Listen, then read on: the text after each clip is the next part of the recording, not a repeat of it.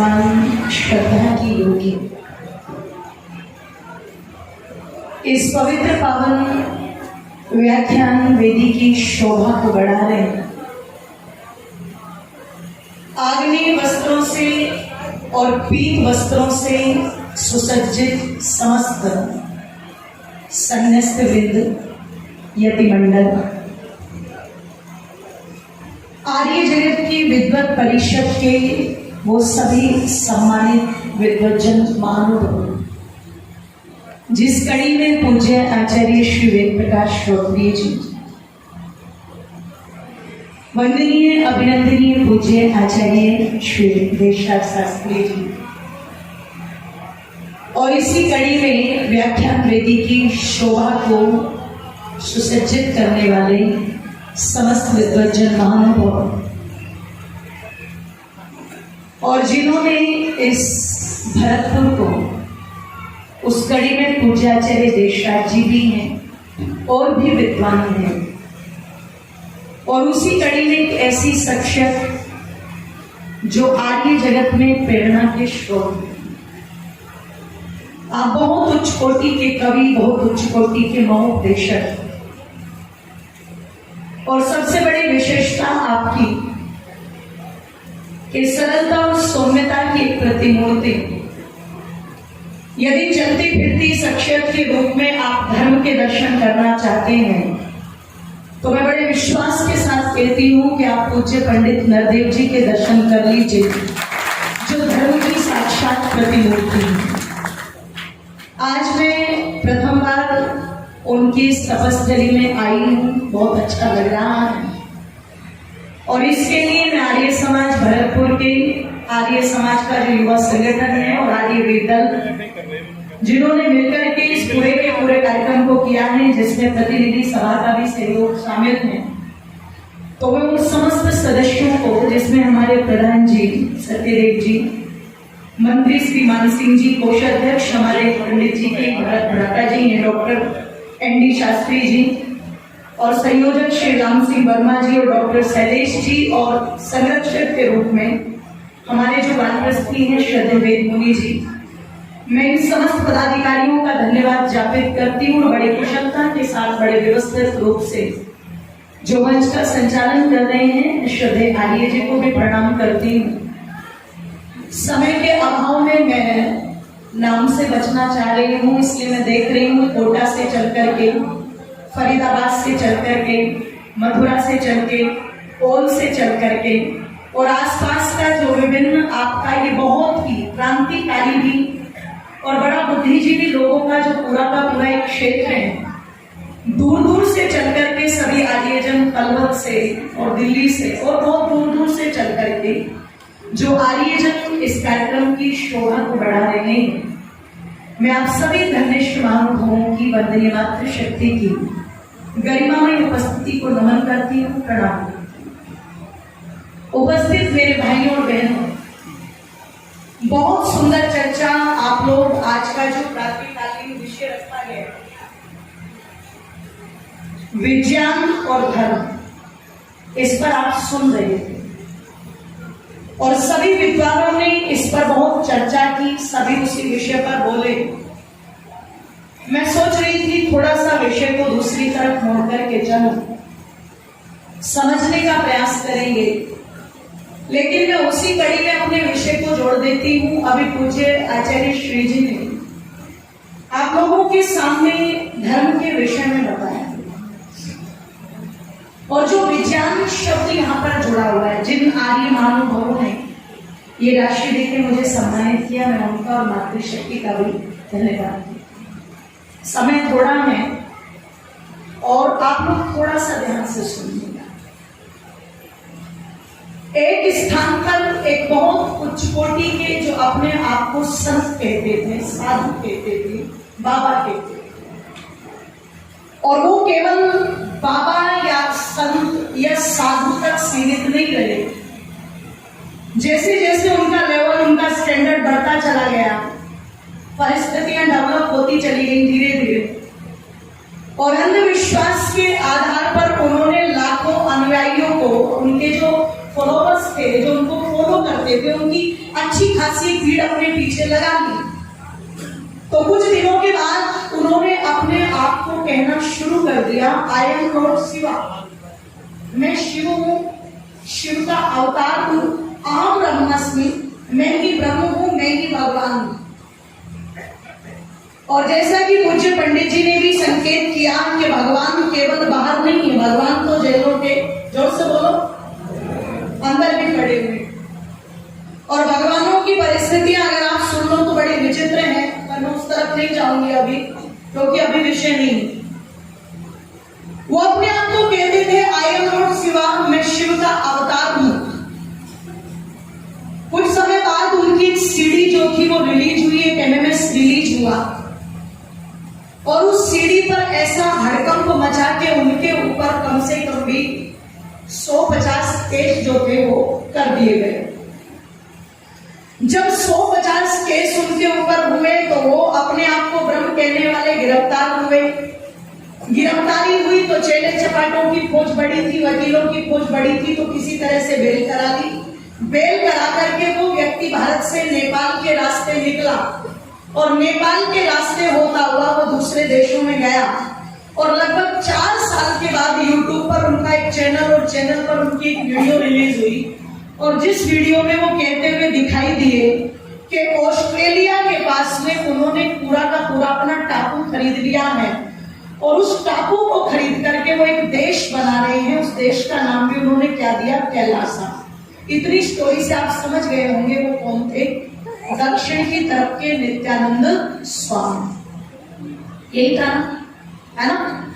एक बार उज्जैन में पीछे सिंहस्थ जो हुआ था, शिवराज सरकार में, अभी भी सरकार शिवराज जी की है, तो सिंहस्थ के अंदर में 7 दिन की कथा थी वहां पर, जो आर्य समाज का पांडाल लगा हुआ, और उसी से 1.5 किलोमीटर की दूरी पर नित्यानंद स्वामी का पांडाल लगा हुआ था। ये भूमिका मुझे क्यों बनानी पड़ी तो मैं बता देती हूँ, क्योंकि धर्म के साथ साथ में विज्ञान शब्द को जोड़ा गया पैम्फलेट में। तो जब मेरी कथा समाप्त हुई तो विचार चैनल के जो हमारे निर्देशक हैं वो वहां पर आए हुए थे शूट करने के लिए, जिन्होंने स्वामी श्रद्धानंद आदि को लेकर बहुत सारी पिक्चरें बनाई हैं, आस्था और संस्कार चैनल पर वो चलती रहती। तो वो मुझे कहने लगे, अंजलि जी आप सिंहस्थ में घूमे हो क्या? मैंने कहा नहीं भैया, आपका तो घूमना नहीं हुआ।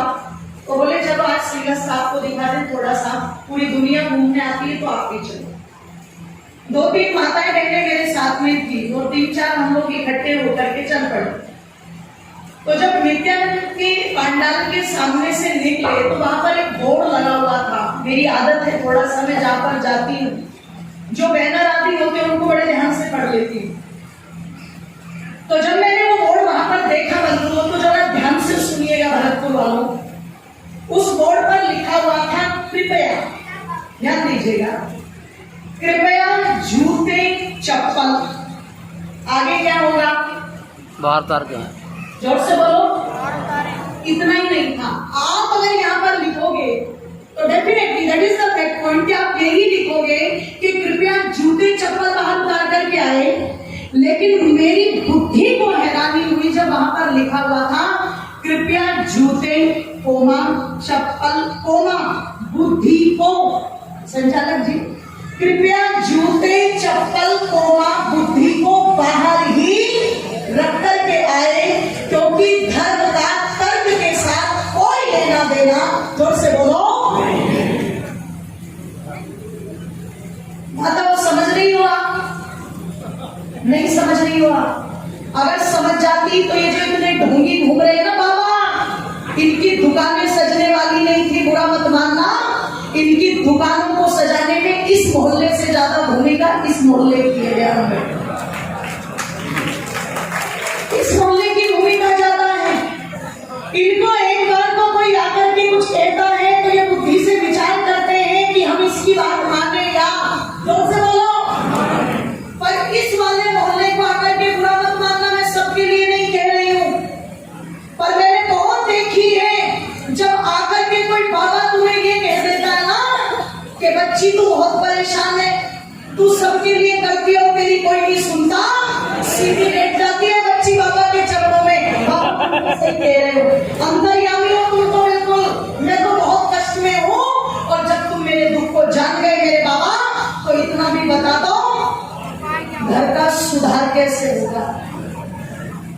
बाबा घर के अंदर सबसे बढ़िया आसन पर बैठाएगी, हाथ जोड़ करके बैठेगी और बाबा आंखें बंद करके कहेगा, बच्ची धन आता तो है लेकिन रुकता।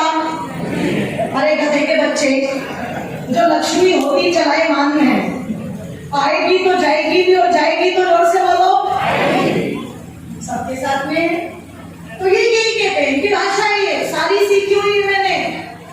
धन आता है लेकिन रुकता नहीं है। बीमारियां भी बहुत चलती रहती है घर के अंदर, कलेश बहुत रहता है, तुम्हारी बनती भी नहीं है आपस में। जब ये 2, 4, 10 बातें उसने गढ़ी हुई है वो बता देगा तो ये तुरंत कहेगा, बाबा सच कह रहे हो, एक एक शब्द अक्षर शब्द सत्य बोल रहे हो, बिल्कुल है क्या ये? तो बोले अभी बताता हूं। अब अभी बता करके हाथ में कुछ लिया और कुछ लेकर के जैसे ही देखा नींबू था तो लाल हो गया। बोले बच्ची किसी ने कुछ करवा रखा है।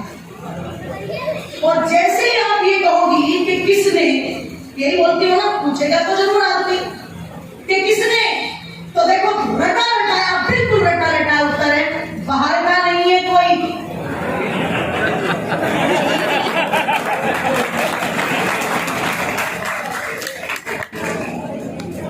बाहर का नहीं है कोई, तेरे घर का ही है। अच्छा, घर में सास बहू में, देवरानी जेठानी में, ननद भाभी में, सब में थोड़ी बहुत तो खींचातानी, जोर से बोलो। अच्छा बाबा तुम बताना, तुम मत बोलना, तुम बताना। जब आपको कोई ये कह देगा कि घर का नहीं है, बाहर का नहीं है, आपका शक किस पर जाएगा? जिसके साथ में, जोर से बोलो, खींचातानी होगी ना। फिर आप क्या कहोगी? बाबा सच कह रहे हो, वो जो डोकरी है ना, डोकरी कोई पड़ी रहती है मेरे पीछे, वही मुझे देख करके खुश नहीं है और हो ना हो जरूर उसने ही करवाया होगा। बाबा कुछ ऐसा कर दो कि जो खाक बला उसने मुझ पर छोड़ी ना, वो सारी की सारी उसी पर चली। बोले बच्ची कर तो दूंगा, बस पैसे लगेंगे। बोले पैसे छोड़ो, घर का चाहे ढेर हो जाए और तुम इलाज करो। एक बात लिख करके ले जाना मेरी, अभी तो ये पहली सभा है, मैं रहूंगी कल तक आप लोगों के बीच में, लिख के ले जाना ये बात। जिस घर के अंदर ये ढोंगी घुस गए, जिस घर के अंदर ये तांत्रिक घुस गए, वो कभी तुम्हारे घर को बसने नहीं देंगे। वो घर आज नहीं तो कल उजड़ेगा, जरूर ध्यान रखना। इसलिए अगर ये ढोंगी घर के अंदर आए तो जूते चप्पलों से स्वागत करना, और अगर घर के अंदर ले जाना ही है तो विद्वानों से भरा हुआ मंच बैठा है, किसी वैदिक विद्वान को आप अपने घर पर ले जाएंगे तो वो घर जोड़ने की बात करेगा। और अगर कोई ढोंगी पाखंडी आपके घर में घुसेगा तो घर को जोर से तोड़ने की बात करेगा। वो मेरी माताओं, ये अंतर है धर्म में और मत में ज्ञान। ये जो लोग कहते हैं कि धर्म का बुद्धि के साथ कोई लेना देना नहीं है, वो धार्मिक नहीं है, वो मताविलंबी है।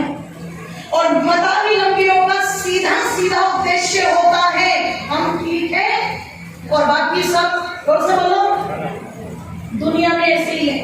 अगर मत ना होता तो दुनिया में आतंकवाद की बीमारी, जोर से बोलो, ना होती। आतंकवाद को जन्म धर्म नहीं दे रहा है, आतंकवाद का जन्म देता मत है, ध्यान रखना, इस्लाम मत, जिसके बलबूते पर आतंकवाद चल रहा है। अगर दुनिया के अंदर मत ना होता तो किसी जीव की हत्या होने वाली, जोर से बोलो, नहीं थी।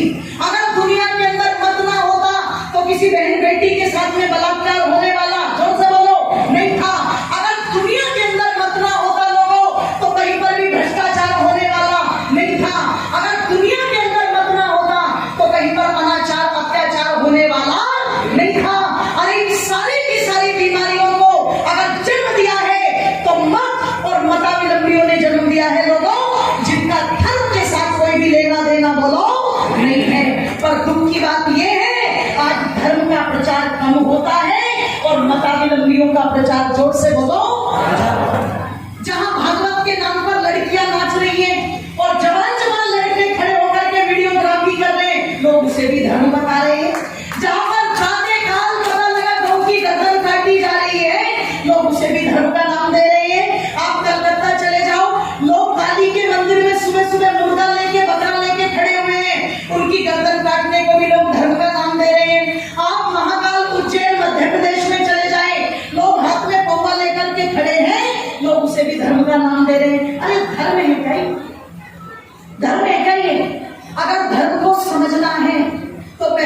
खोपड़ी को खाली करना पड़ेगा, ध्यान रखना।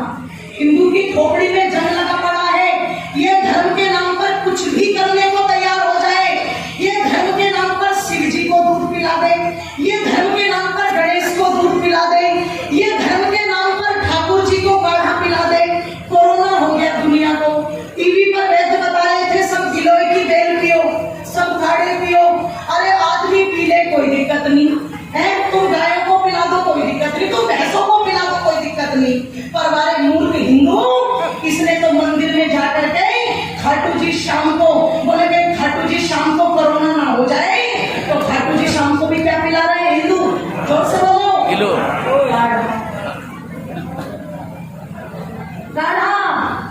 इसलिए नित्यानंद जैसे लोग लिखते हैं कृपया चप्पल, जूते और बूटी। जोर से बोलो, बात छोड़ के, क्योंकि बुद्धि का कोई लेना देना। और जो जनता पत्थरों को काढ़े पिला दे, वास्तव में वो जनता कभी बुद्धि के अनुसार धर्म को जान ही नहीं पाई। जिस जनता को एक बैल भी बेवकूफ बना करके चला जाए, नंदी आता है ना, नंदी घूम जा भैया किसके छोरे की शादी होगी, और घूम के नंदी ऐसे ऐसे गर्दन हिलाता है, बोले माई बहुत बढ़िया बहू आएगी घर में, बिल्कुल दूध जैसे रंग वर्गी, तो तुरंत माई तो सूट निकाल के लाती अंदर से। अरे जिस जाति को बैल बेवकूफ बना दे, जिस जाति को तोते उनका भविष्य बता रहे हो, जरा चिंतन करना, वो धर्म में जान वो कहाँ जोड़ेंगे? अगर धर्म को विज्ञान के अनुसार समझना है ना लोगों, तो कह दो एक ही रास्ता है, नान्या पंथ का विद्यते अनाए। अगर आप चाहते हो कि हम धर्म के सही स्वरूप को समझे, जैसे तुम भोजन के सामान लाते हो, पहले उसके बारे में जानते हो फिर मानते हो। तुम कपड़ा लेने जाते हो, पहले जानते हो फिर मानते हो। वैसे ही धर्म को पहले जानो और फिर उसको मानो। और अगर धर्म को जानना है तो धर्म के बारे में केवल और केवल आपको वेद और महर्षि दयानंद और आर्य समाज ही बता सकता है। ध्यान रखना, दूसरे लोग नहीं बता सकते, दूसरे लोगों की औकात ही नहीं वो तुम्हें समझा सके। इसलिए आचार्य जी ने कहा धर्म का ध्यान रखिएगा, बाहरी चिन्हों से कोई लेना देना नहीं। धर्म न लेंगे, महर्षि मनु स्पष्ट लिखते हैं, तिलक लगा के कोई धार्मिक बन जाए, कंठी माला पहन के कोई धार्मिक बन जाए, कपड़े रंग के कोई धार्मिक बन जाए, दाढ़ी रख के कोई धार्मिक बन जाए। तो एक बात कह दूं आप लोगों को, आजकल जितनी लूट लाल कपड़े पहन करके और बड़ी बड़ी दाढ़ी रख करके मचाई जा रही है ना, इतनी लूट तो चोरों ने भी नहीं मचा रखी। इसलिए मैं कहती हूँ, अगर तुम्हें सन्यासी देख रहे हो आज समाज में तो मिल जाएंगे, पर तुम दूसरी जगह जाओगे तो लाल कपड़े में सन्यासी कम और सत्यानाशी, जोर से बोलो, साधु कम है और स्वादु, जोर से बोलो, ज्यादा है। ओ मेरी माताओं, बचना इन ढोंगियों से, बचना इन पाखंडियों से। तुम्हें आर्य समाज जगाने का काम करता है, तुम्हें आर्य समाज बताने का काम करता है। इसलिए ढोंगी पाखंडियों से बच करके रहना जो तुम्हें केवल बहकाते हैं। आर्य समाज आपको धर्म की सच्ची जानकारी देता है। इसलिए मैं निवेदन आप लोगों के मध्य में कर दूं, अगर धर्म के वास्तविक स्वरूप को जानना है तो वैदिक धर्म को समझना पड़ेगा। और वैदिक धर्म क्या कहता है कि धर्म का बाहरी चिन्हों से कोई लेना देना नहीं है।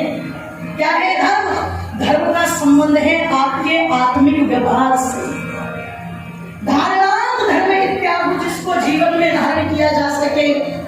एक पत्नी अपने पति के लिए कैसा व्यवहार करती है, ये धर्म है। एक पति अपनी पत्नी के साथ में कैसा बर्ताव रखता है, जोर से बोलो, ये धर्म है।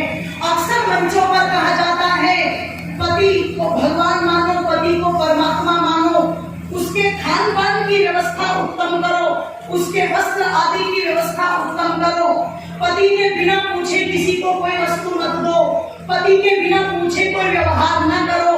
ये किसका धर्म है? बोलो जी, पत्नी का। पत्नियों के धर्म तो बताए जाते हैं, पर निवेदन कर दूं, अगर पत्नी पति को देवता मानती है तो वो भी पति के लिए क्या है? जोर से बोलो, देवी। और अगर वो देवता को दिन में 10 बार भोजन पूछ सकती है तो क्या देवता का कर्तव्य नहीं बनता कि 2-3 बार वो भी पूछ ले? क्यों जी? बड़े खुश हो रहे थे ना तुम तालियां बजा बजा। क्या उसका कर्तव्य नहीं बनता कि वो भी पूछ ले, देवी जी आपने भोजन किया कि नहीं किया? देवी जी आपने कुछ लिया कि नहीं लिया? लाओ तो मुझे 10 बार चाय बना के देती थी और 1 बार चाय मैं भी बना दूंगा आपके लिए। अगर इतना कर दिया जाए तो घर की देवियां प्रसन्न रहती है कि नहीं रहती है? बोलो, प्रसन्न रहती है ना? पर इतने सीधे नहीं हो तुम। ये सुबह 5 बजे उठती है। क्यों माता? तुम्हारी वकील अकेली मैं ही हूं मंच पे। ये सुबह 5 बजे उठती है साहब, और 5 बजे से लेकर के रात्रि के 10, साढ़े 10, 11, 12 भी बज जाते हैं जो व्यापारी वर्ग है, और ये सबके भोजन की, वस्त्र की, बच्चों की, पूरे घर की सब व्यवस्थाओं को संभालती है। और उतना करने पर भी ये वाला जो बैठा है, ये मोहल्ला ऋषि मुनियों का, ये बेचारी को एक ही बात कहते हैं, सारा दिन घर में पड़ी पड़ी तुम क्या करें? करती क्या हो? आप सोचना। और लोगों, तुम्हारे यहाँ पर जो 8 घंटे ड्यूटी देता होगा ना, 8 घंटे, वो तुमसे महीने की 10, 12, 15 हजार रुपए तक की तनख्वाह लेके चला जाता है कि नहीं चला जाता? और जिसका जितना ज्यादा स्मार्ट वर्क का लेवल बढ़ता जाता है वो उतनी ज्यादा अपनी इनकम लेके जाता है। पर जो पता लगा सुबह से लेकर के शाम तक लगी रहती है और उसे सम्मान भरा एक वाक्य भी नहीं मिल सके, तो सोचो आप जरा, ये उस देवी का सम्मान हो रहा है कि अपमान हो रहा है? और मैं नहीं कहती, महर्षि मनु कहते, जहां देवी का अपमान होगा, जहां उसके आंसू गिरेंगे। लोग, रामायण में सीता के आंसू गिरे थे तो रावण का नाश हो गया, और महाभारत में द्रौपदी के आंसू गिरे थे तो बोलो कौरव कुल का नाश हो गया। जहां महिलाएं दुखी हैं, तनाव में है, अंदर से अंदर ही अंदर, पता लगा वहां पर घर में कभी उन्नति नहीं आती। पर यत्र नार्यस्तु पूज्यन्ते रमन्ते तत्र देवता, कि जहां इसका सम्मान होता है वहां पर देवता क्या करते हैं? बोलो, निवास। इसलिए पत्नी यदि पति की समस्त इच्छाओं को ध्यान में रखती हुई अपने कर्तव्य को निभाती है, वो धर्म है, तो एक पति को भी चाहिए कि वो अपनी अर्धांगिनी को वही सम्मान दे। ये पति का धर्म है लोगों। जहां अपने अपने कर्तव्यों का पालन सब कर रहे हैं, वही क्या है? जोर से बोलो। और लोगों, इसी कर्तव्य का पालन किया था मर्यादा पुरुषोत्तम श्री राम ने, जिनकी चर्चा चल रही थी अभी। इसलिए हम राम को पूजते हैं आज, और केवल रामायण, राम के कारण रामायण नहीं है लोगों। व्यक्ति वहां पर अपने कर्तव्य का पालन कर रहा है। अगर माता कौशल्या अपने कर्तव्य का पालन न करती और विद्रोह कर देती तो वो रामायण होती क्या? आज नहीं होती। अगर सुमित्रा विद्रोह कर देती तो आज रामायण ना होती।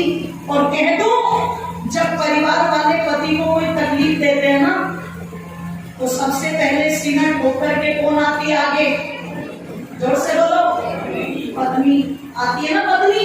अगर माता सीता ये कह देती कि ये कौन होते तुम्हें राज्य से हटाने वाले, और तुम विद्रोह करो, तुम ये करो, तुम वो करो, तो आज रामायण ना होती। जाकर के रामचंद्र जी माता सीता से कहते, देवी 14 वर्ष के लिए बन जाता हूं, है ना? तो सीता जी क्या कहती? कोई बात नहीं, मैं भी चल रही हूँ। तो रामचंद्र जी कहते, मैं नहीं ले चलूंगा। वन का भय दिखाया, हिंसक प्राणियों का भय दिखाया, और सारा भय दिखा करके रामचंद्र जी कहते, देवी तुम राजमहलों में पली बड़ी, वहां बहुत कष्ट होगा।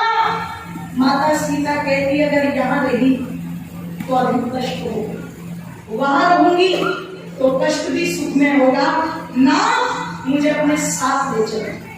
और बाबा तुलसी ने लिखा, जिए बिन देह नदी बिन पारी, ऐसे नाथ पति बिन नारी, मुझे अपने साथ ले चलो नाथ, रामचंद्र जी ने कहा था, देखो अगर जिद करती हो मैं तो नहीं कहूंगा, और लोगों धर्म क्या है, कर्तव्य है, और कर्तव्य कैसे निभाए जाते हैं तो ये सुना करो, इनको अपनाया करो। जब कहा कि मैं तो नहीं कहूंगा और यदि माता कौशल्या अनुमति दे दे तो चलना।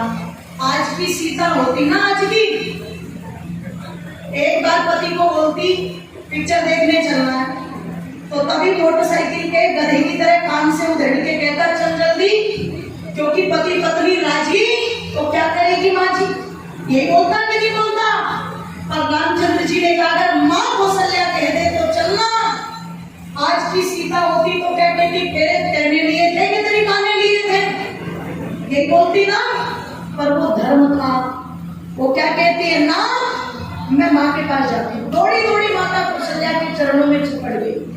और वहां बातें तो बहुत लंबी है, पर निवेदन कर दूं तब तू जानकी सासू पग लागी, सुख मात में तो बड़ी अभागी हो माँ, मैं बड़ी अभागी। क्यों बेटी, एक तरफ तो पति धर्म है, एक तरफ सास ससुर का धर्म है, सेवा वहां भी करनी है, सेवा यहाँ भी करनी है। समझ नहीं आता कौन से धर्म का पालन करूं। माँ कौशल्या समझ गई ये साथ जाना चाहती, तो कहती है बेटी साथ जाना चाहती है ना, जा, मैं आशीर्वाद दे रही हूँ, बस सुन, अपने आप को अभागी मत कहना। और जो सास बैठी है ना सेकंड वाला मॉडल, वो भी सुनना ध्यान से। बहू से जरा सी गलती हो जाती है ना, जरा सी इतनी सी, तो सबसे पहले अपनी धनुष रूपी प्रत्यंचा चढ़ा करके, और जो वाण छोड़ती है सास, किस पर छोड़ती है, बहू के, जोर से बोलो, ओहो सारी ट्रेनिंग लेके बैठी है, साड़ियों की ट्रेनिंग है, बहू के माई के बालों पर, और खास करके माँ पर कौन कसे जाते हैं। अगर बहू को चाहती हो वो तुम्हारा सम्मान करे तो सूत्र दे रही हूँ, माता कौशल्या कहती है, सबसे पहले प्रशंसा करती है, अरे जन्म जैसे जिसके पिता हो, और धरणी जैसी योगिनी जैसी जिसकी माँ हो, ऐसे विदुषी माता पिता की संतान अभागी नहीं हो सकती। किसकी तारीफ करी, मायके वालों। और फिर कहती है दशरथ जैसे ससुर, सुमित्रा कैकेयी जैसी सास, और भरत लक्ष्मण जैसे जिसके देवर हो, वो कभी अभागी नहीं हो सकती। मेरी लाल, अपने आप को अभागी मत कहना। जाना चाहती है ना तो चली जा, कोई बात नहीं, ये था धर्म। श्री रामचंद्र जी ने एक बात पूछी माता सीता से, बेदई मुझे तो पिता का आदेश है, मैं तो इसलिए जा रहा हूँ, पर तुम्हें किसका आदेश है? तो बस अंतिम चंद पंक्तियां कह दो वाणी को विराम। माता सीता ने क्या कहा, आपको जैसे आपके माता पिता ने आदेश किया ऐसे मुझे भी मेरे माता पिता ने आदेश किया था, सुख हो दुख हो कोई भी परिस्थिति हो, अपने पति का हाथ और अपने पति का साथ कभी मत छोड़ना। जैसे आप अपने धर्म का पालन कर रहे हैं, वैसे मैं भी अपने धर्म का पालन करें। ओ मेरी माताओं, ये था, इसलिए कह दूं, क्या बोली कि अब